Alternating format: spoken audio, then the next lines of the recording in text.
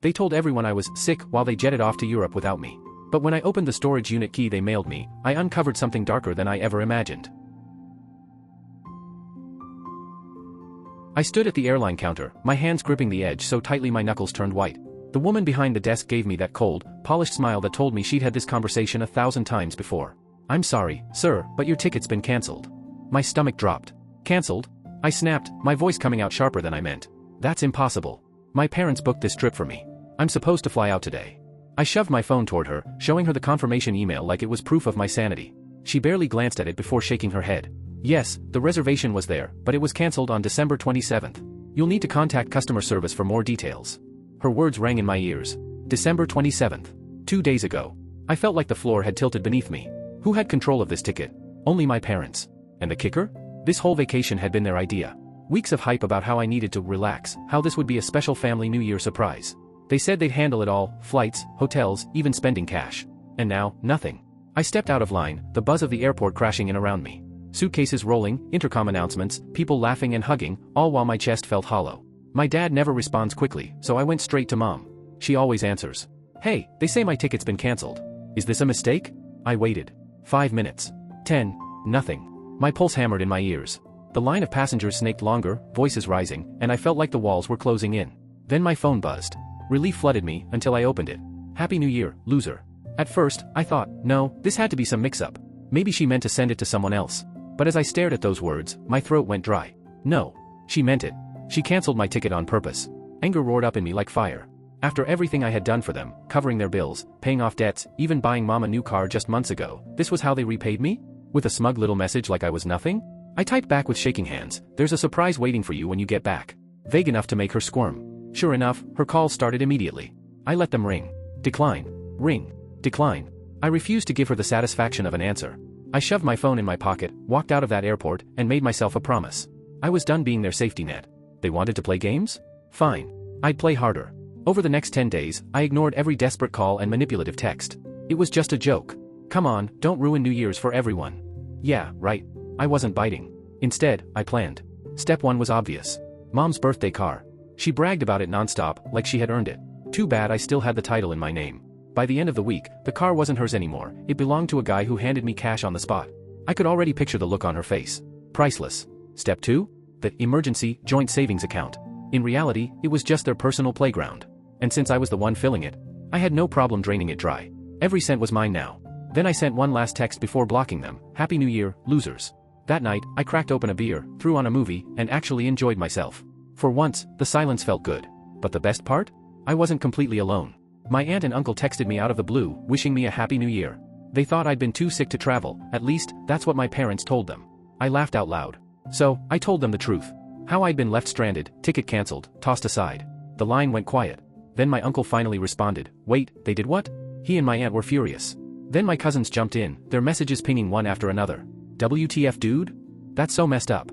Suddenly, I wasn't the black sheep anymore. The family was on my side. And that's when the real idea hit me. Because when my parents came home, they weren't walking into a warm welcome.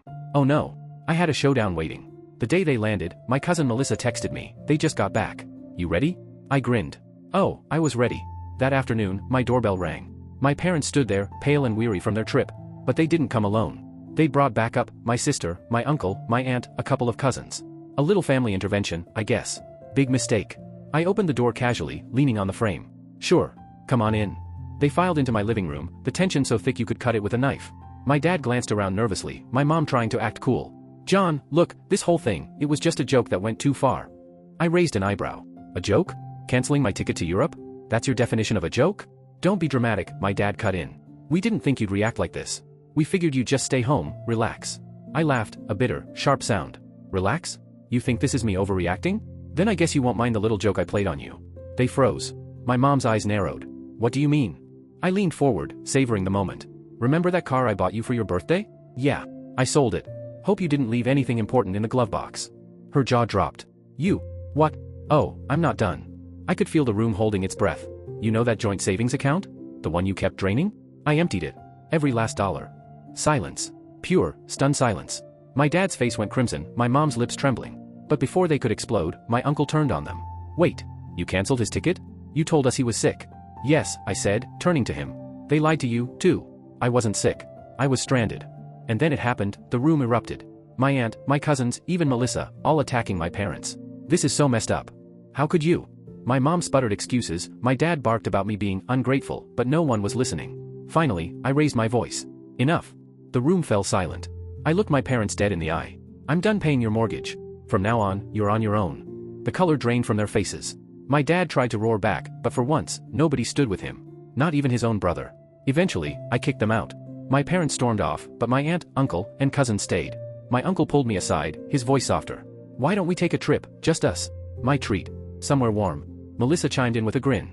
Come on, you deserve it. Let's do Hawaii. And so we did. We booked it fast, and here's the twist, we pulled the same stunt on my parents. My uncle arranged a vacation for them, but set their flight out of a city 5 hours away. 2 weeks later, my phone buzzed. My parents, complaining, furious. Everything had gone wrong. I smirked, typed out one last message. Have a nice trip home, losers. Then I blocked them.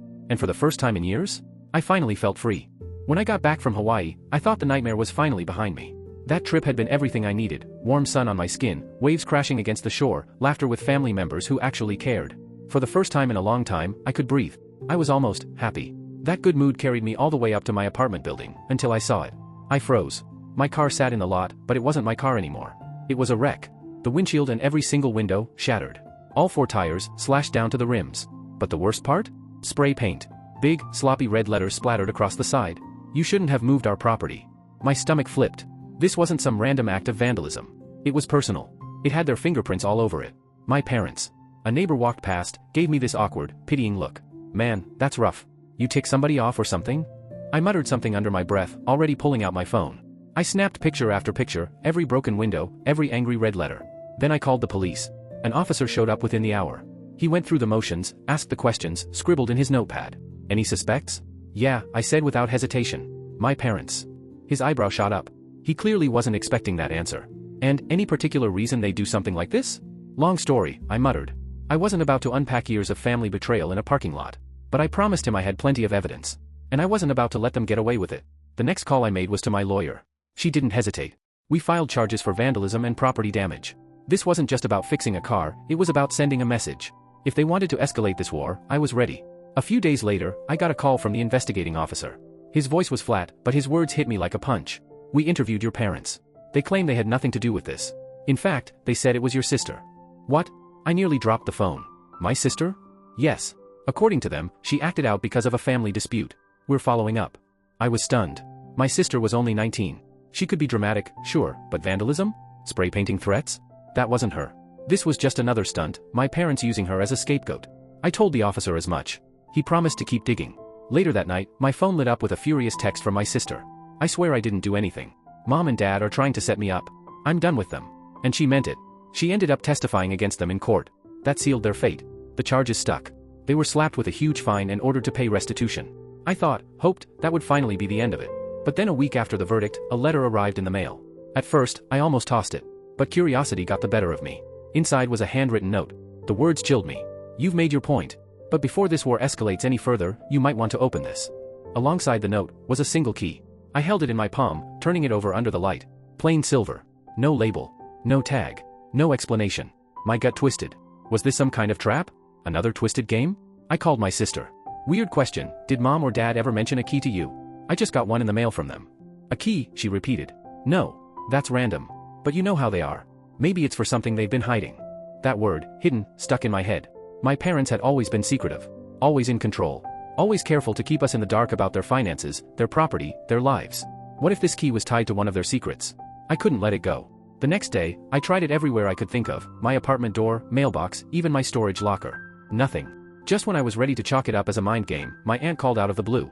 John, are you okay? She asked, her voice unusually serious. Yeah, why? Well, I heard from your mother today. She said you'd finally understand everything soon. My chest tightened. Understand what? She didn't say. Just that cryptic line. You know how she is. My head was spinning. That night, I lay awake replaying memories until it hit me. When I was a kid, my parents rented an old storage unit across town. I hadn't thought about it in years. Could that be it? The next morning, I drove over. The place looked half abandoned, rows of rusted metal doors, the air heavy with dust and oil. The manager pulled up the account, confirmed it was still theirs, and let me in. I walked down the rows until I stopped at Unit 312. My hands were trembling as I slid the key into the lock. Click. It turned. The door groaned open, revealing stacks of boxes, broken furniture, the smell of mold and dust choking the air. I coughed, pushing deeper inside.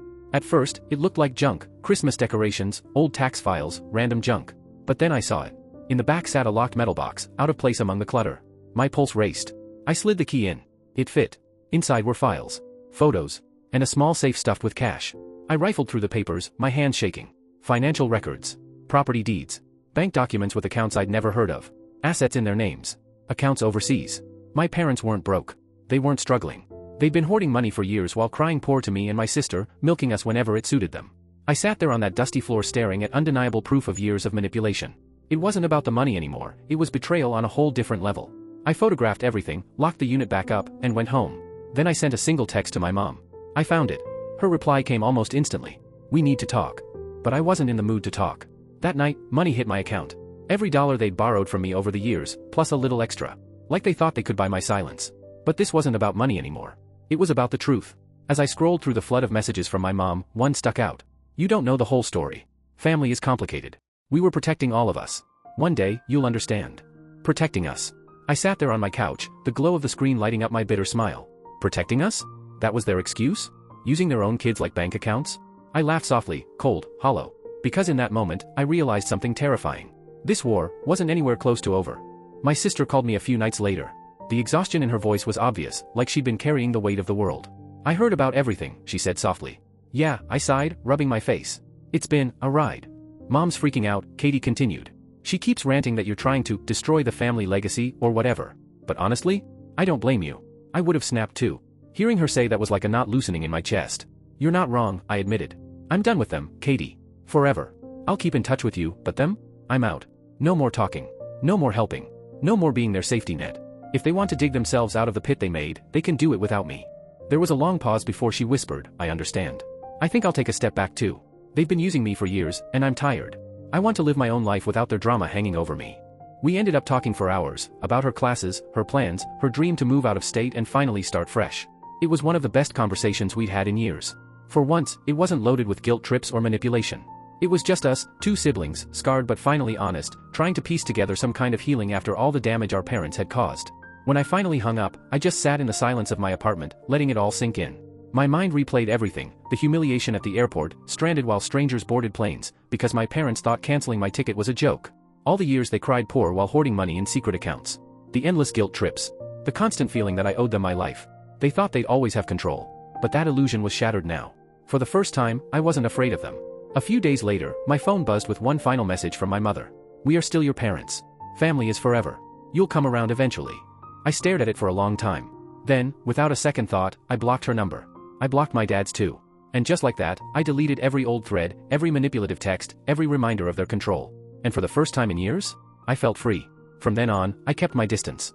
My sister and I grew closer, checking in often, making plans to visit, sharing everything from work stress to life goals. Without our parents pulling the strings behind the scenes, we could finally talk like real siblings. We could finally be honest. As for my parents, I never heard from them directly again.